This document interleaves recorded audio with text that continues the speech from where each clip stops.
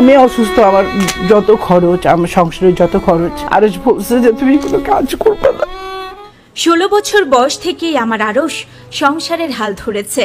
মা ও বোনের সমস্ত দায়িত্ব কিশোর বয়সে নিজের কাঁধে তুলে নিয়েছিল সে। ছোট্ট সে আরশ আজ আর ছোট্ট নেই। তার 19 বছরের পথ চলা শেষ, পা দিয়েছে বিষের দোরগোড়ায়। কিন্তু আজ আমার বুক ভেঙে যায় এই ভেবে যে এই মুহূর্তে আমার ছেলের ফুসফুসে ইনফেকশন ধরা পড়েছে। বন্ধু বান্ধবের প্রভাবে স্কুল জীবন থেকেই সে সিগারেট ধরেছিল হাতে। বারবার তাকে নিষেধ করেছি, বোঝানোর চেষ্টাও করেছি, কিন্তু ছাড়তে পারিনি। ফলে ধীরে ধীরে অভ্যাসটা পরিণত হয়েছে ভয়াবহ আসক্তিতে। তুমি জীবনে অনেক কষ্ট করছো। চিকিৎসকের ভাষ্য, গত 19 বছরে তার ফুসফুসের যে ক্ষতি হওয়ার কথা ছিল তার 3 গুণ ক্ষতি হয়ে গিয়েছে মাত্র গত 6 মাসে। এই খবর শুনে আমি ভেঙে পড়েছি। আমি একজন মা, আমার বুকের ধন, আমার একমাত্র ভরসা আরশ খান। আজ আমি আপনাদের সবার কাছে, তার ভক্ত অনুরাগীদের কাছে শুধু একটি অনুরোধই করছি, আমার সন্তানের জন্য দোয়া করবেন যেন সে আবারও আগের মতো সুস্থ হয়ে যায়। যে ছেলে মা বোনের এই বয়সে দায়িত্ব নেয়। কথাগুলো বলতে গিয়ে কান্নায় ভেঙে পড়লেন আরশ খানের মা নীলা চৌধুরী।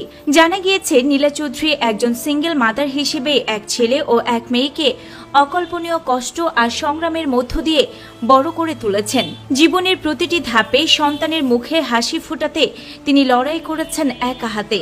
আরশও সেই ত্যাগ তিতিক্ষা অনুভব করে মাকে প্রাণের চেয়েও বেশি ভালোবাসে। তার কাছে মাই সবচেয়ে বড় আশ্রয়, সবচেয়ে বড় শক্তি। নীলা চৌধুরী চোখ মুছতে মুছতে বলেন, আমি অসুস্থ বলে আমার ছেলে আরশ আমাকে কোনো কাজ করতে দিত না। সবসময় বলতো, তুমি এখন বসে থাকবা, আমি কামাই করব, আর তোমার যে শখ আহ্লাদগুলো বাকি আছে সেগুলো বসে বসে পূরণ করবা।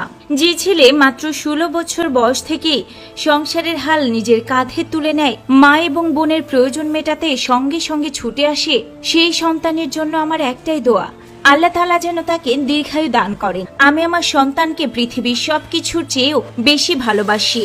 এর আগে নিজের ফুসফুসের ইনফেকশনের কথা জানিয়ে নিজের ভেরিফাইড ফেসবুক পেজে দীর্ঘ এক পোস্ট দেন আরশ খান। সেখানে তিনি লিখেন, স্কুল জীবনে শুধু বন্ধুদের সামনে সিগারেট খাওয়া শুরু করেছিলাম, এখন 19 বছর শেষ আর আমার ফুসফুসও প্রায় শেষের দিকে। যে বিষয়টা একসময় ফ্লেক্স ছিল সেটা অভ্যাসে পরিণত হয়েছে। সিগারেট ছাড়তে চেয়ে ধরলাম ভ্যাপ, কিন্তু গত 19 বছরে আমার ফুসফুসের যা 12টা বাজবার কথা ছিল তার 3 গুণ বাজলো মাত্র গত 6 মাসে। বিশ্বাস করো, সুস্থ থাকার চেয়ে বড় ফ্লেক্স পৃথিবীতে আর কিছু নাই। তোমরা যারা সম্প্রতি ধূমপানের পথে হাঁটার কথা ভাবছো, অনুরোধ করছি এই আসক্তি থেকে দূরে থাকো। মনে রেখো, ধূমপায়ী কেউ ধূমপান ছাড়লে যদি বড় কোনো ক্ষত না থাকে তবে ফুসফুস স্বাভাবিক হতে সময় লাগে কমপক্ষে 9 মাস। তবু এমন কিছু ক্ষতি থেকে যায় যা কোনোদিনও পূরণ হয় না। আর ভ্যাপের দ্বারা ফুসফুসে যে ক্ষতি হয় তার কোনো চিকিৎসা নেই, কোনো ওষুধ নেই। জীবনের বাকি সময়ের জন্য ওই অংশ চিরদিনের মতো অকেজো হয়ে যায়। তবে প্রিয় তারকার এমন অসুস্থতার খবরে যখন নেটিজেনরা শঙ্কিত, তখন আবারও নিজের ভেরিফাইড ফেসবুক পেজে আরও একটি পোস্ট দেন আরশ খান। সেখানে তিনি লিখেন, আমি সুস্থ আছি আলহামদুলিল্লাহ। অনুজদের সতর্ক করতে দেওয়া পোস্টের কারণে যারা আমাকে আইসিইউ পর্যন্ত নিয়ে যাচ্ছেন তাদের প্রতি অনুরোধ, দয়া করে এমনটা করবেন না।